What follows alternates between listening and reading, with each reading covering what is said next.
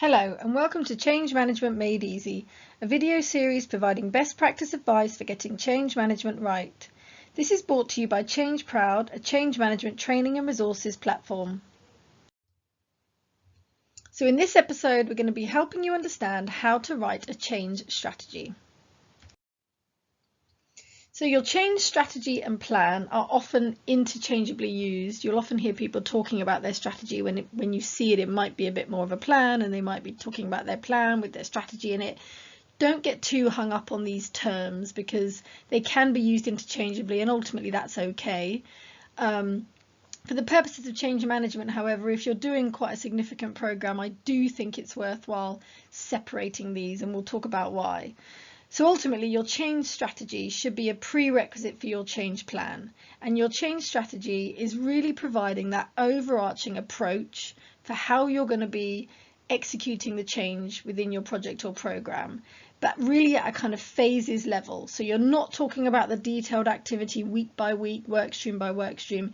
You're just giving people a sense of what's the change we're going to be implementing here. What type of approach are we going to be taking in terms of the principles we'll be led by with how we do this change, what's important, the requirements of the business that we need to be aware of, the broad time frames, so phases over the year or months or whatever it might be at that high level, some of the key considerations, risks and dependencies that we need to be aware of, and the kind of structure we might be putting around the change in terms of governance and teams. So it's really that high level look that just allows stakeholders to get an initial sense of what this change implementation program is basically going to be looking like.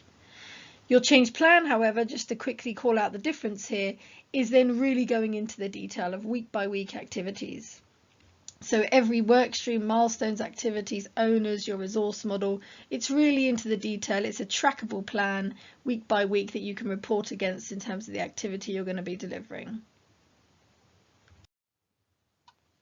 If you just look at the example on the page here, so this is taking the Change Proud framework.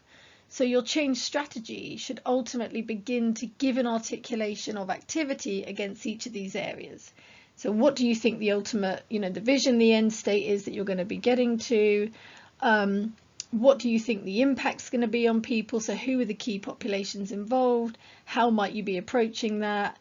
What's the activity you're likely to need to do? So is it going to be a really significant communications kind of campaign? Is there going to be any training involved? Are you going to potentially use a change network or change ambassadors?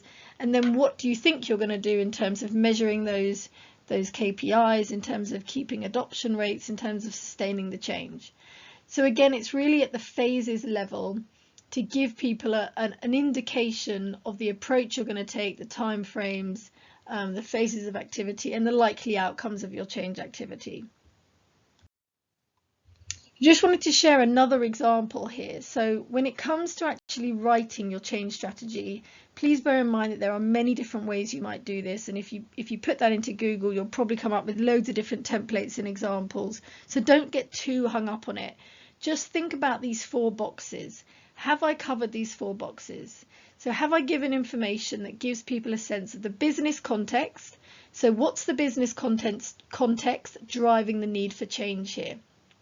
The people and populations impacted, who is it that's really going to be impacted, and what's the degree of impact on them?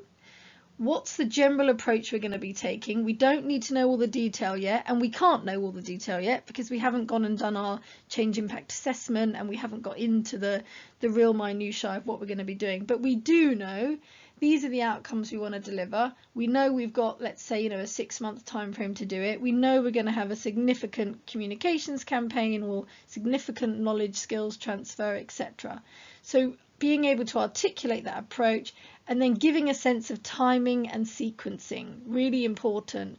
Usually there's a deadline against things, or there's key phases that people need to be aware of.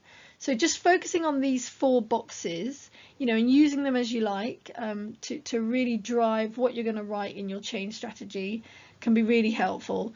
Also think about calling out within your approach risks and dependencies, because calling those out as early as you can in your change strategy before you get into detailed planning is a really good idea. If you found this video helpful, for more easy to use and accessible change management training resources and templates, please visit Change Proud. Thank you for watching.